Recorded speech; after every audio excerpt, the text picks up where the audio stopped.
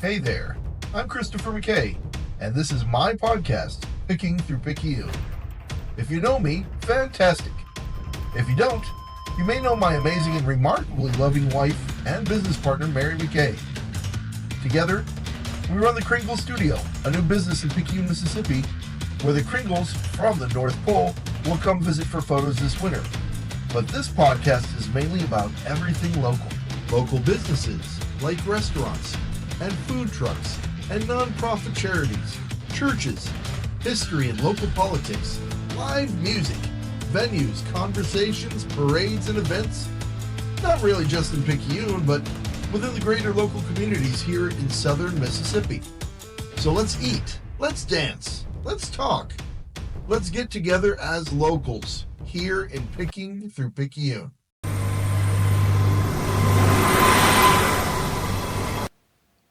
Hello, I'm Christopher McKay, and this is my podcast, Picking Through Picayune. This is episode 3, and we are lucky enough to have Mayor Jim Luke with us. And Mayor Luke, thank you so much for being with us here. We're here in the Kringle Studio. Well, I'm excited about being here this morning. Of course, we know each other very well. Yes. From all the Christmas events and different things, and I'm excited about being here and being part of this podcast. Yeah, absolutely. I'm sure half the time you see me, I'm my beard's a little bit lighter colored, but I guess I'm disguised as a human at the moment. So there you go. There we go. So yeah, again, thank you so much, Mayor Jim. One thing I heard this morning, some great news, that it sounds like you just received an Excellence in Government Award. I did. Yesterday we traveled to Jackson, Mississippi to meet with the Honorable Governor Tate Reeves. And he selected me for the year 2024 as Excellence in City and District Government. So I was the only mayor or only city official in the state to be selected for that high honor, and so I'm very blessed. It's just a privilege to represent Picayune, a place I call home. It really is. And you know, Picayune has gone through a lot of changes. We're going to touch on that a little bit down the road here, but yeah, I just wanted to ask you a little bit also about some current events that are coming up. Sure. I know we just had the tree lighting, which was awesome, fun experience, and now we've got Christmas on the Rails on this Friday from 5:30 to 9:30 Friday evening, and Christmas on the Rails, of course, expansive, going from Main Street, if I'm not mistaken. Correct. On up to Crosby Commons, is that right? That is correct. That is correct. We're excited, as we always are. I don't know if you know the background of Christmas on the Rails. I'd love to hear it, yeah. It started with Reba Allison, Williams Blvd. Okay. She had the Main Street and Shop by Candlelight. Right. Great event, you know, and people shop by candlelight. And she did just a fabulous job as being the Main Street director of moving that forward for our city. And she and I had a conversation one day, and we thought, well, how can we get more people to come out? And so out of that, the idea for Christmas on the Rails was conceptualized, and we thought, well, let's make it fun. So we started getting hay rides and different things like that, you know, and we started just kind of growing it every year. Free refreshments at different locations, you know, and and then that expanded into Christmas movies that you could see at different locations. Christmas caroling. Yes. I mean, just people all over. Santa Claus coming to town and visiting, and I saw long lines of kids waiting to tell Santa Claus. Like every year, isn't it? Exactly. Yeah. And it's been growing to the point it started out, I think we started out with maybe 500 people. Now we have thousands. Right. They come to Picayune, and they're not just local folks.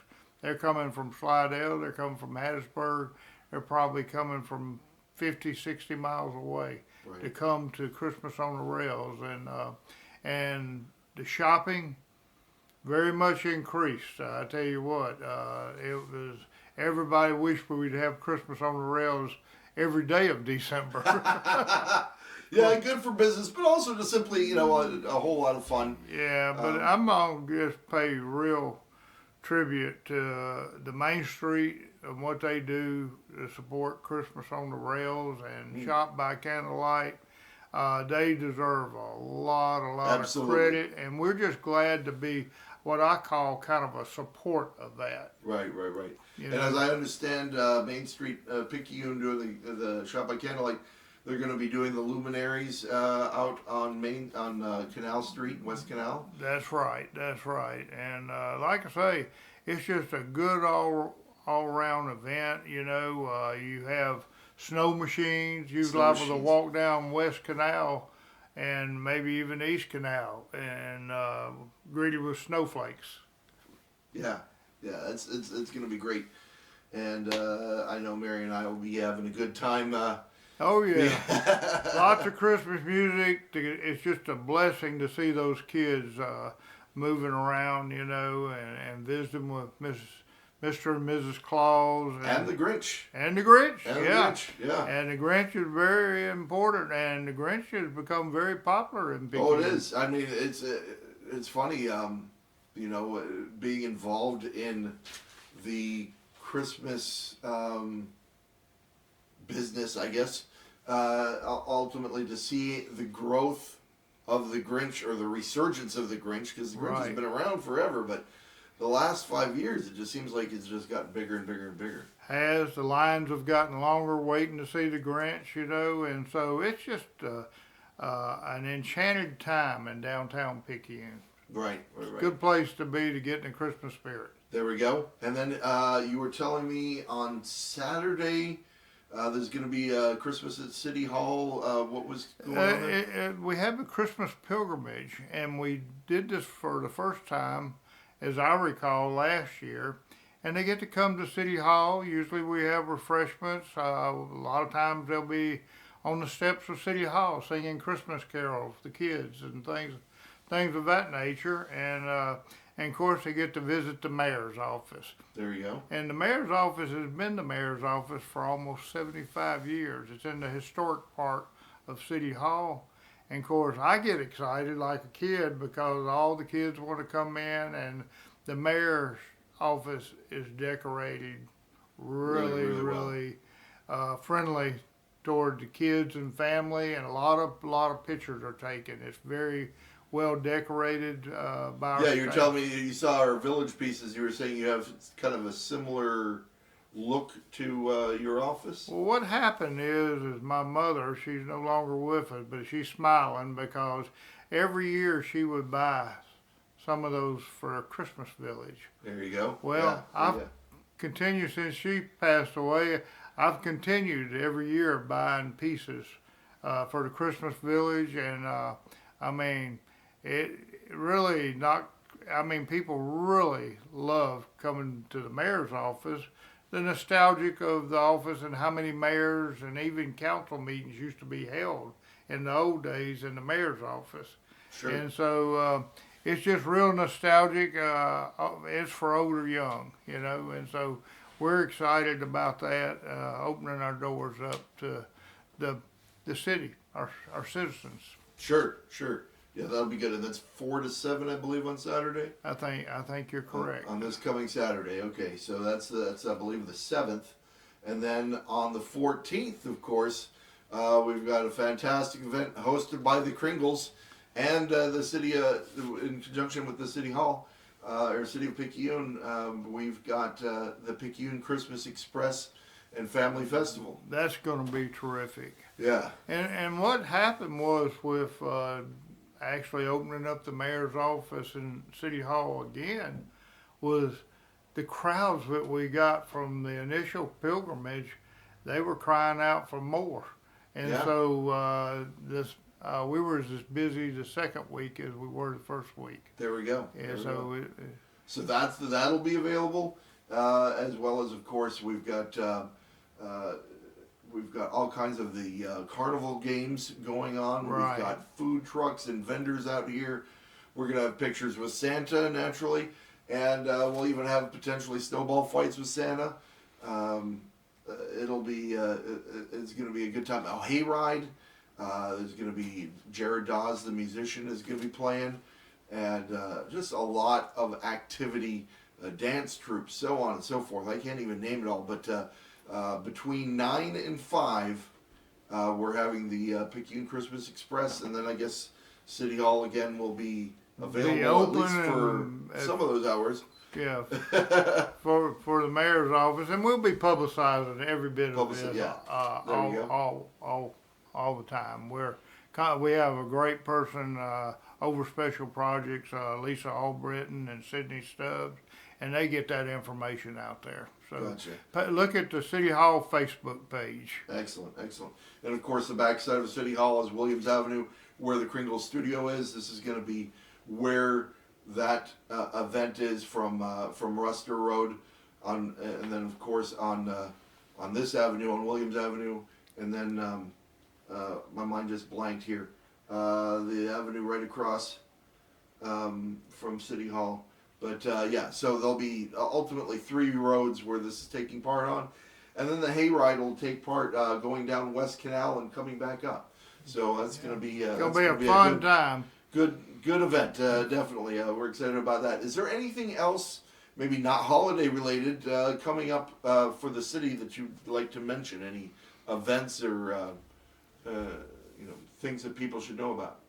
I just think that there's events tonight. There's an event close to Crosby Commons down there.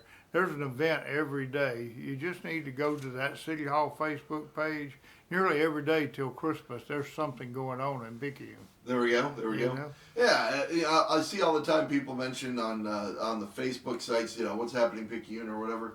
They'll say, "Gee, is Picayune doing anything for Christmas?" Oh yeah, absolutely, 100%.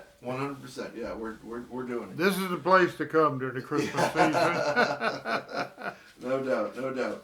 So, Mayor Luke, I wanted to know a little bit more about you and your personal life, and I know you've been involved in the city for a very long time in different aspects, and I understand you first became you were in the school system, and then you became a police officer in the 70s.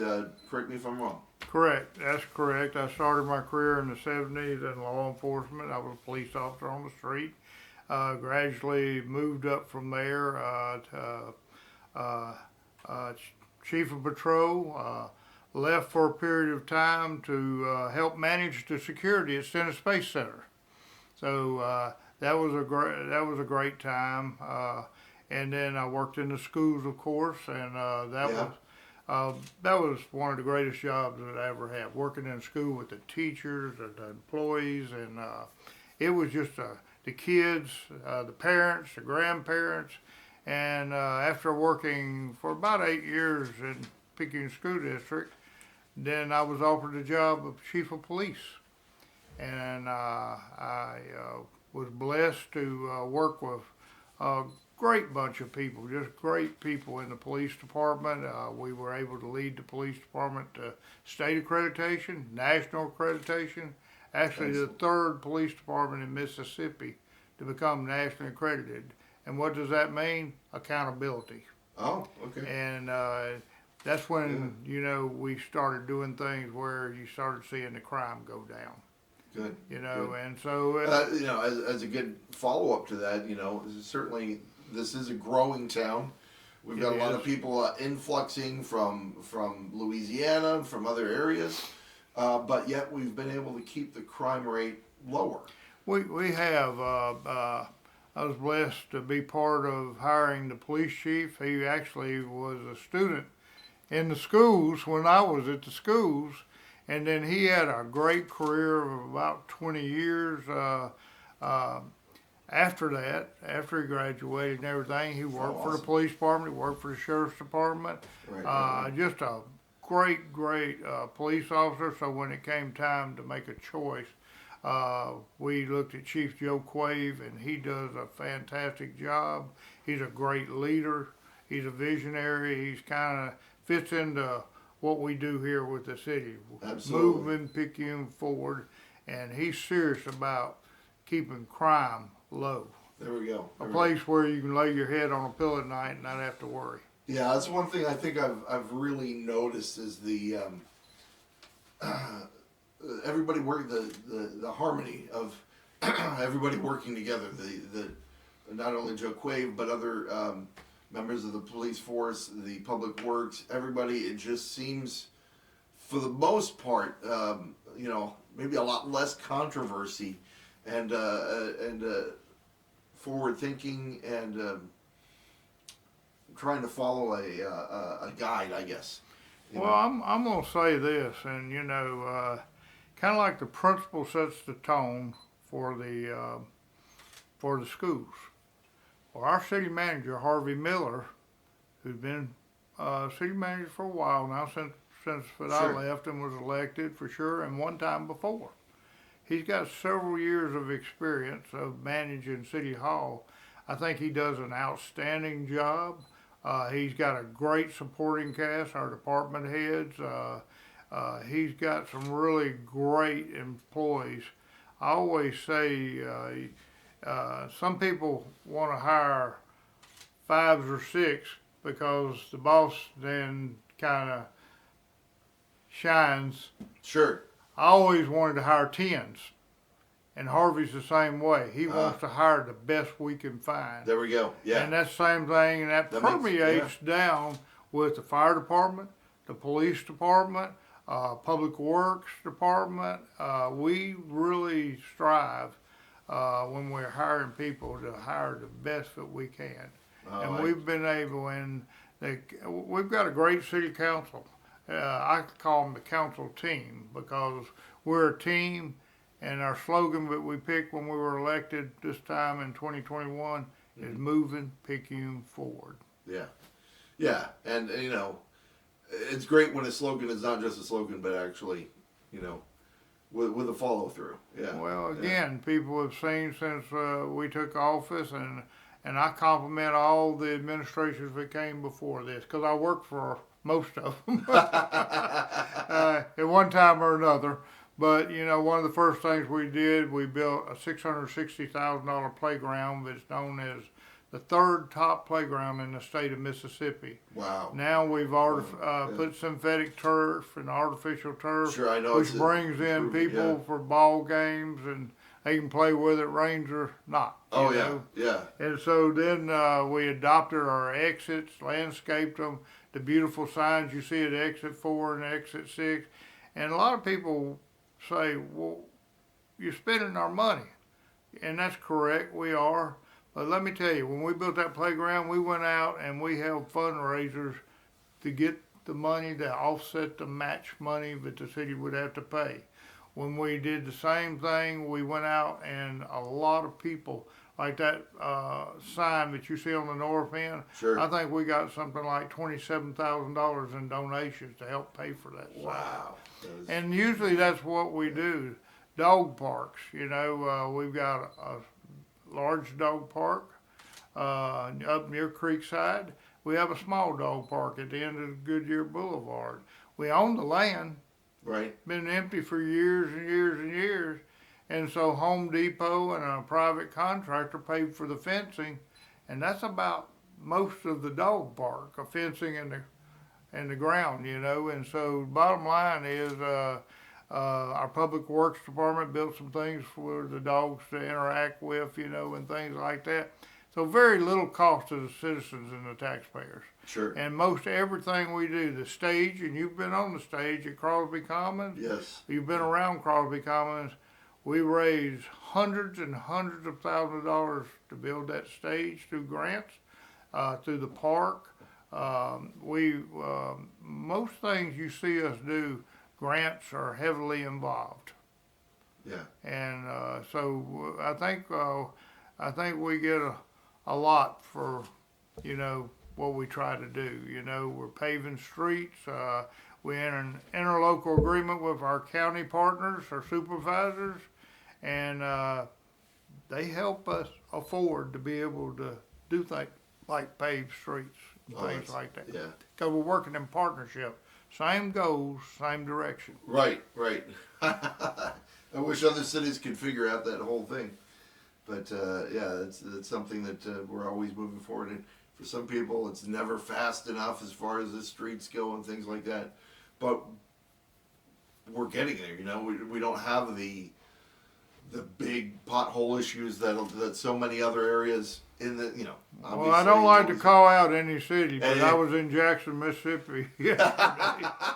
And you don't have to worry about speeding, because I don't think you're going to go fast enough where you're going to want to tear the bottom out of your car. You know, not taking a slight at Jackson.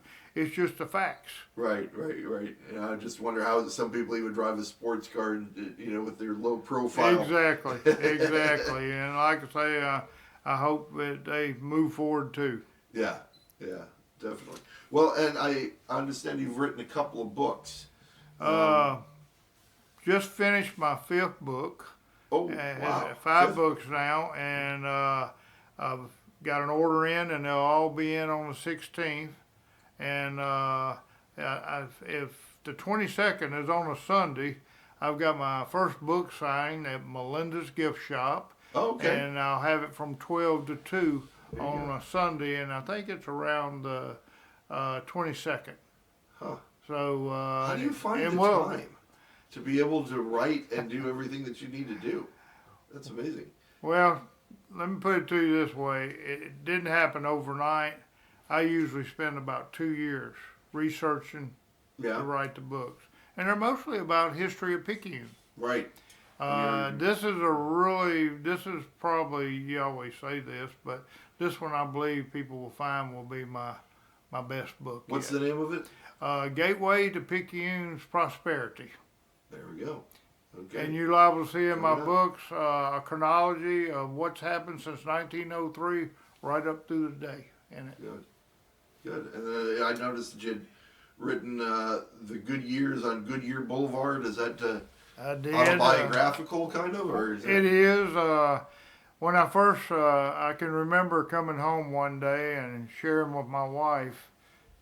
I've always been involved in a lot of things, and I said, I think I'm going to write a book. She said, what do you know about writing a book? I said, not one thing, but as long as I write it from right here and my own experience. And so the first book I chose to write was The Good Years on Goodyear Boulevard. Right. Because if you want to go back to people that have lived here, or to call this their home, they grew up on that Goodyear Boulevard. It's hard for you to know that today, but back in the late 60s and the 70s and in that area of time, you met your future wife on the boulevard. You met your girlfriend on the boulevard. If your parents needed you, they went to the boulevard because you didn't have cell phones.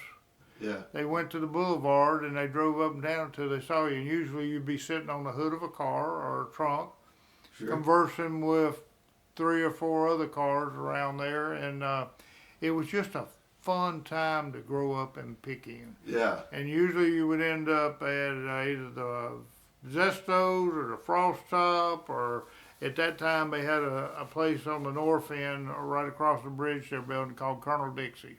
Huh.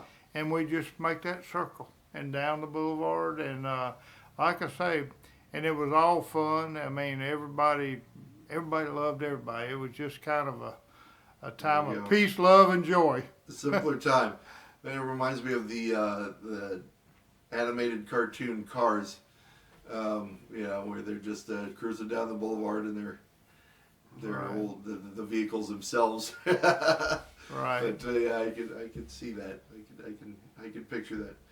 And then you had one other book I was curious about, Murder Under Boley Creek Bridge. Yeah, what I did there is I wanted to change it up a little bit, and I called the city Cyber Bluff. And people wonder, where did I get that name? Well, they used to have Cyber Curve and Walkeye Bluff. And I wanted a city that wasn't named after another city, so I called it Cyber Bluff. Huh. And I actually tried to mirror, it's about a police chief, it's about a mayor, it's a murder mystery, and I enjoyed writing that book, and that actually became one of the best sellers that I've had all across Mississippi. I went to book signings all the way from the north end of the state to the south end of the state. it was really enjoyable to write. People enjoyed it, you know, and I gleaned on my background of had been in law enforcement. Yeah, oh, I absolutely. investigated a lot of stuff in my time, and Right. so I was able to use that. Unlike so many authors that really don't have a clue. Right. And so that was good. And then I decided to get into the history of Picayune, and I wrote a volume 1. And I had so much material, I had to spread it over to a volume 2. Sure.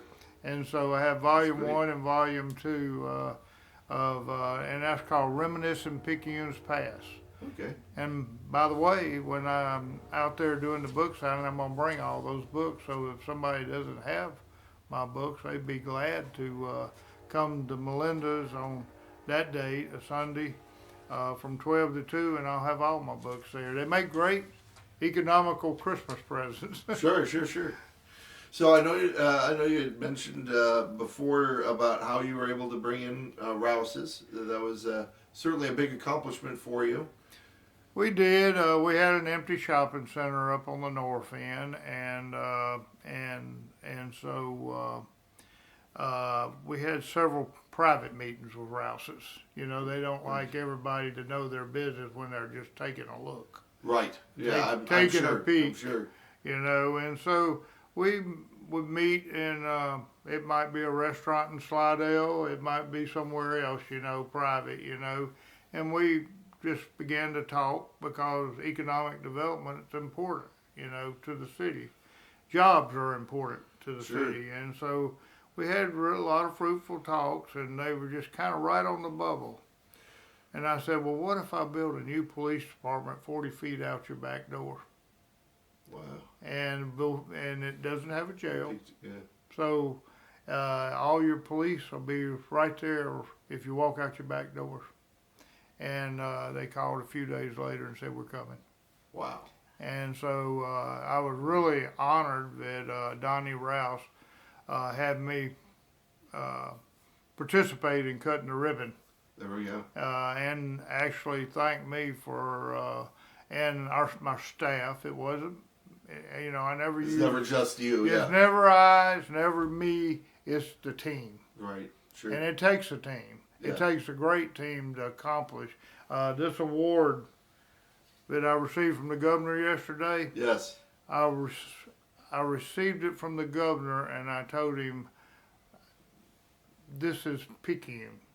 The people, my staff, the city council team, I will accept this award on behalf of all the people of Picayune because the school's here. I graduated from school here. This is the city that built me. Yeah. And it's not about me, it's about us, all of us, working together to move Picayune forward. That's great. That's wonderful. And I know you do have a great team. We're good friends with Lisa Albritton. She does amazing stuff for the city, as well as Amy, and you've got a great group there. We do. We have, you know, it's just a great team. Like I say, we have a great council. We've got a great city manager, city clerk, all our department heads, public works directors, recreational directors down at the park, fire. All of it's just a great team of people that are all working together, and that's how you have a good town, you know. And I think we do. I think we've got a great place to live. Like you say, a very low crime rate. You know, this is a place if I was wanting to retire to, it is really friendly to our citizens. And if you want more than that, the coast is what, 30, 40 minutes away at the most. Absolutely. Hattiesburg is, you know, about an hour north of us. You know, you have just different places that are within driving distance here if you want something. Yeah, good centrally located, about an hour from almost anywhere. Everything. Exactly, if you needed something that wasn't in Picayune. Of course, we're working hard. We've been to Washington 3 times, lobbying to build a frontage road. And what I call a frontage road is an economic corridor. That's where you get your hotels, your Cracker Barrels, your roadhouses, and all of that. Well, I'm happy to announce that we've been so far very successful, and that success is going to. We should by January be starting the frontage road from Paul's Pastry all the way to Walmart. So, do I have an exclusive here? In other words, there'll be a quarter right across the street from where you turn left to go to Paul's Pastry, a land facing the interstate. You'll be able to drive down there, and we've already had so much interest in people wanting to relocate. Yeah, I know it's something here, that's been discussed, but yeah. Well, we've been there 3, and right now I think we're sitting on about $6 million.